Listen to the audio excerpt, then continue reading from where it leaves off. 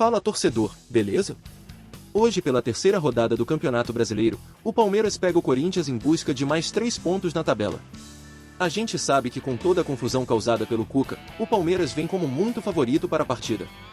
Veja algumas notícias sobre o confronto. Outra mostra da força do time alviverde está aqui, no Allianz Parque. Palmeiras está invicto em sua casa há 9 meses e não perde um derby no seu estádio há 4 anos, quando o técnico ainda era Luiz Felipe Scolari. De lá para cá, foram 6 clássicos contra o Corinthians no Allianz, com 3 vitórias e 3 empates.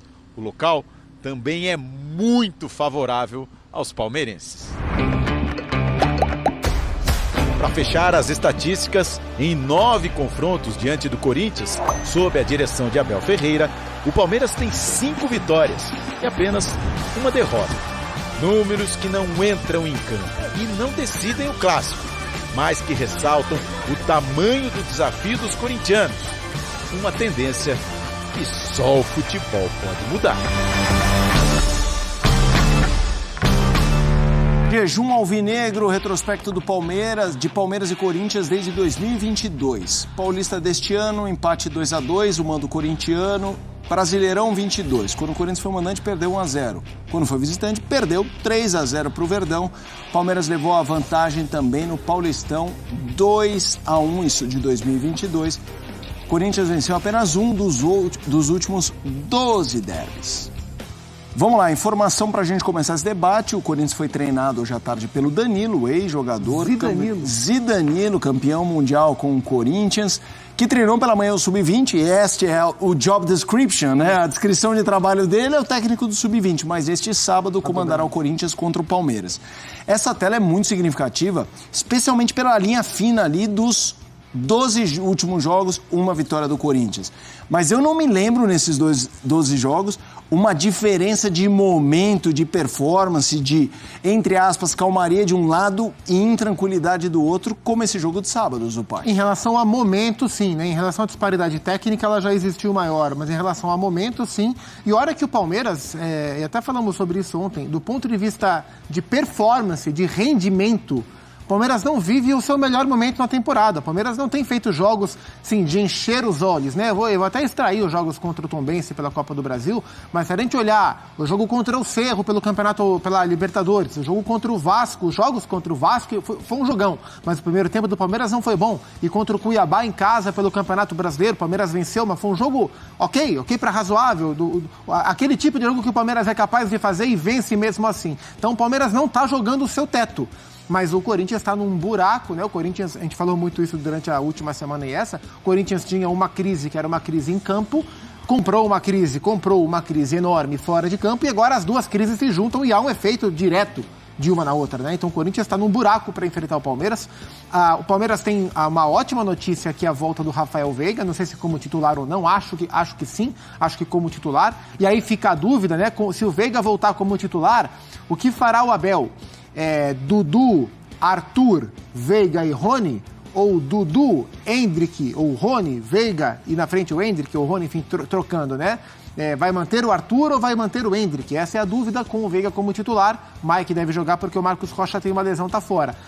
O Corinthians, a gente não sabe muito bem o que esperar desse Corinthians do Danilo, né? O Danilo é um técnico novo que na base não faz um grande trabalho, assim. Se a gente olhar para os dois novatos, né, alçados ao posto de técnico do Corinthians na temporada, o Danilo agora e o Fernando Lázaro, né, durante esses primeiros meses do ano, eu vejo muito mais atributos, né, muito mais motivos para se apostar no Lázaro do que no Danilo. Assim, o Danilo parou de jogar, pouco tempo depois ele começou a ser técnico do Sub-20, do Sub-23 do Corinthians, depois do Sub-20, sem muito destaque, sem muita preparação, mais pelo nome, pelo que ele representa, do que propriamente por um embasamento para chegar a tal. Então, assim, eu tenho um pé atrás quanto a essa aposta, embora seja só para tapar buraco mesmo, mas do Danilo como técnico interino do Corinthians. O Corinthians vai se apegar na história do Danilo, na capacidade de mobilização para um jogo só, no conhecimento que ele tem de muitos jogadores que ele já atuou ao lado, na mística do Danilo, o rei dos clássicos, tentar se apoiar nisso e no embalo da classificação contra o Remo para tentar surpreender quem é bastante favorito para o Clássico. O Palmeiras é bastante favorito para o Clássico. O Corinthians tem qualidade técnica para tentar diminuir esse favoritismo, mas vai ter que se apegar em algumas coisas mais subjetivas para tal. E vai ter que superar o baque da saída do Cuca. Baque para os jogadores, porque estava muito claro, esteve muito claro, que na visão dos jogadores era muito melhor que o Cuca permanecesse. Como eles vão reagir com essa saída, a gente vai ver, mas o Palmeiras é o favorito. Ô Antero, e o lado do Palmeiras? Como é que você imagina que o lado do Palmeiras, que está pensando na própria vida, na própria situação, mas acompanha o noticiário, tem muito jogador que é amigo, tudo mais, troca mensagem, olha e fala: estamos enfrentando um Corinthians, é verdade que clássico é clássico e tudo mais, o time do Corinthians está longe de ser ruim, está jogando mal, mas está longe de ser um time ruim, mas sabe que está naquela narrativa de que, eu não gosto de falar que vencer é obrigação, mas pelo buraco que o Corinthians está, aumenta ainda mais a responsabilidade palmeirense de ganhar. Como é que você vê isso para o Palmeiras? Olha, pelo que o Palmeiras tem mostrado, nós vimos na reportagem do Nicoletti, pelo retrospecto, neste clássico, nos clássicos, no Parque, eu ia falar Parque Antártica, no Allianz Parque, pelo elenco mais equilibrado e o time titular descansado nesta semana, já que muitos dos reservas atuaram no jogo contra o Tombense. Sim, a gente tem de ver o Palmeiras como aquele que tem mais condições de vencer. Mas sério, não é superstição, não é lugar comum.